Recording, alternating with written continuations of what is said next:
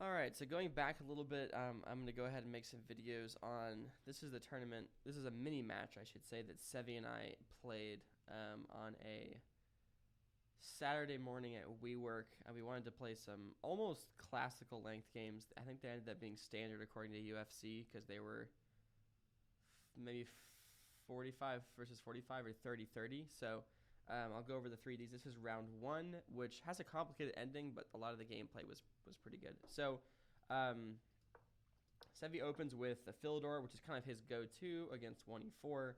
And we take the exchange variation, and we get right about here. So Sevi basically says that there's two ways you can play here. One of them, other most common ways, is queen takes d4, which is also still basically a book move. It's just the exchange variation, queen d4. And both of them are fine, and there's really no difference computer-wise. But I remember that Sevi at one point told me that he thinks it's worse when the people take with the queen. So because of that, forever, I've always taken with the knight. And it makes just a lot of sense to me. It kind of reminds me of a little bit like a Sicilian with white, just because you end up getting those knights. Well, I forget what variation of the Sicilian that is, but basically you have a knight on d4 and a knight on c3, very similar. So some pretty normal moves happen here. We both get pieces out without taking. This is an inaccuracy, but it's just because it doesn't love the queen there, but it's not for any like crazy complicated reason. So both of us do a pretty decent job by getting our pieces out. Part of the reason why it doesn't like Sevi's position as much right here is because I've got all four of my pieces out. It's super easy for me to castle on the next move. I do need to watch out for this pawn because it's not sufficiently defended, but it's also kind of the case where it actually says I can castle here on the next move, and it actually basically recommends a sequence that's a lot like this. The engine's a little suspicious about taking this pawn, even though you can, because, well, let me basically give an example. So I take here, and you're just going to wind up in a situation where you're not necessarily going to love having. So it basically recommends starting with this first, which is just like a foul in between move. Very hard to move the queen to a square that does something you want because you want to defend this pawn from the check, but then you do this, and it's just like this is starting to be not what you want. That's not what you want. You don't want this. So that didn't happen. Instead, I defended it. A bit of an inaccuracy. Now the game's a little closer to equal.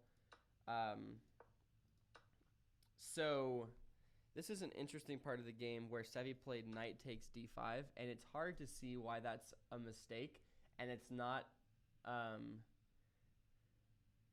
a mistake that I think I played some moves and I ended up getting an advantage here, but not because I did what the computer wanted me to. So basically, the reason why you shouldn't take is just because I get this nice move, which again puts the tempo back on me, and you have to make some moves defending, this square. Otherwise, you're going to get bedagadoned, basically. The problem with that is basically that I've got my two great central pieces out here. This is an awesome knight on d5 with a protected pawn. Bishop's doing a great job. I got great dark squares for my bishop to go through my position. I'm ready to castle.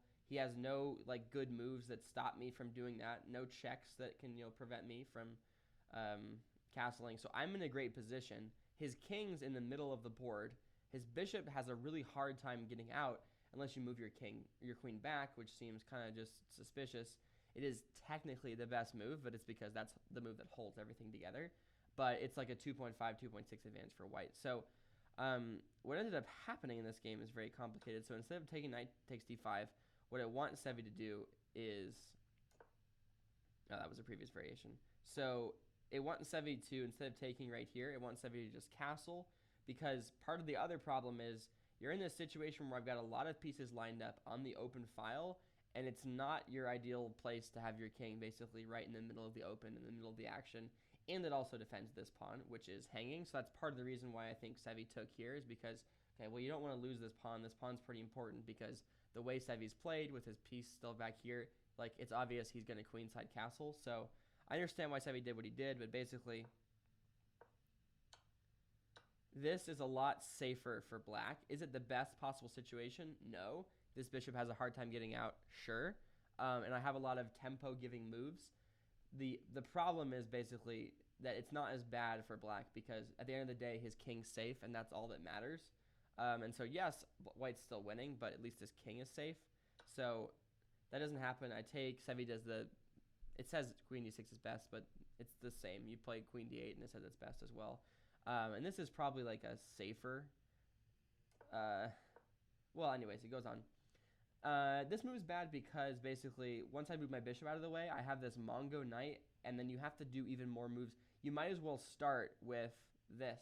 So it wants you to move your rook over here, but if you're going to play this move, you might as well at least start with, let me give like a sample example. You start with this.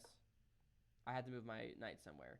Technically, I do have this square, which is kind of good, but at least, if I move my piece out of the way, at least you've got this. And at least you're coming from a position of you just spent all this time moving this really, really annoying pieces out of the way, so my development's kind of like pushed back. It's still basically the same advantage, but anyways. So c5, and then here is a really fun move that I missed, which basically is you put the bishop right here, and then you have a decision to make, because the problem is this knight's coming here no matter what you do. And you can't move here because you lose the queen. Can't move here because you lose the queen. Can't move here because you lose the queen. Lose the queen here. Lose the queen here.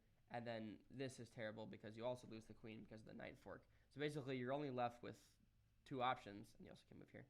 You have to move here. You have to move here. So if you move here, you go into this variation. And the foul part is you take this back. And black's not even threatening to retake the knight, and he can't do so for a number of moves. So honestly, it's possible you can actually get the knight out of there, which is crazy. So you're basically winning a rook for free. It's not even an exchange.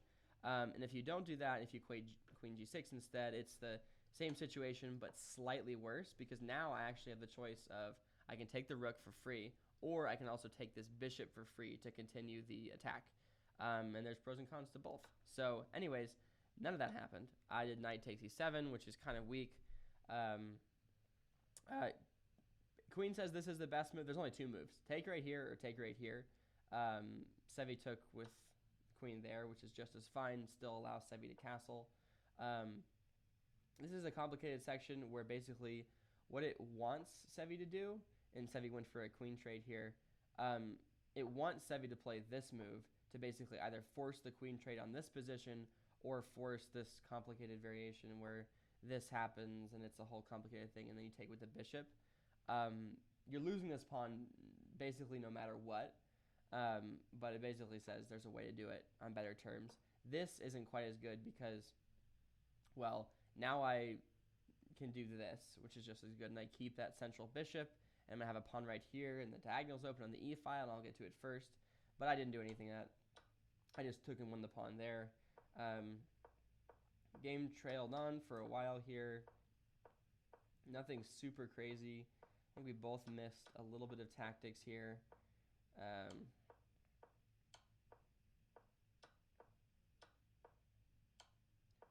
just go on for a little bit. And then part of the reason this game got drawn was two reasons, which is really funny, actually, the reason why it got drawn. First of all, at some point during the game, when we were playing this over the board, this rook ended up right here. And I think we just did a sample variation, and we forgot to move it back, which basically changes a few things about the game. And so that happened, and I was winning, and we played the game further, and we realized there's a move back here where somehow this rook got pushed to b8. So this is where basically we thought the piece was... Oh, it's complicated. I remember what happened here. Either way, we thought the rook was right here, so some of these moves wouldn't have been played in the same way. And then I did this, which is really funny because it loses the queen. But I think we realized there was a problem here, that I had a huge advantage, but the piece wasn't in the right place. So at the end of the day, the tournament goes on, and we decided to just draw this game for simplicity. But definitely a pretty crazy game where I had an advantage and just didn't push it the way I should have. So that's the end of that one. Round one, and it's a draw.